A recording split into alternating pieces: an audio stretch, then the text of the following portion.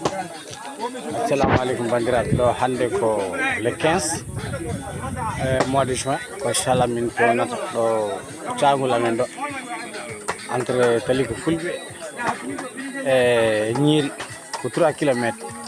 Kono amen joguiɗo caɗele so ndungu ari, so neɗɗo sellani poste amen ko Ñiiri, so neɗɗo sellani pour lumbaɗo ko caɗele debbo cowiɗo e ko caɗele. Donc hunde meɗen ñaago hen noon ballal, meɗen ñaago hen ballal no feewi. Bon ɗo woɗɗani kon noon hunde pour heɓa poste o so goɗɗo sellani ko caɗele mawɗe eyyi minen kadi min ñaago amin ñaago hen ballal ko 3 kilométres hay so debbo sowima pour nawa ɗum poste santé ko caɗele. So ndungu ari tan hankkadi neɗɗo ɓennata on ji voilà.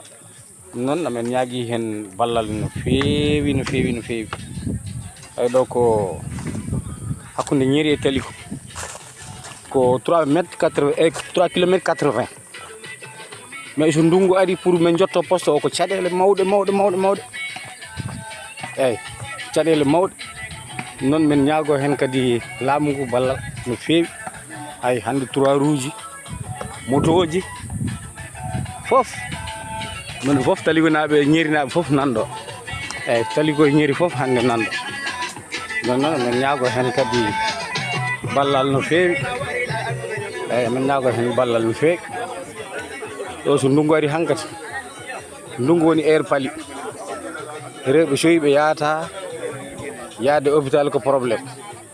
Non amen ñaagui hen ballal saabi Allah, eɗen ñaagui hen ballal no feewi.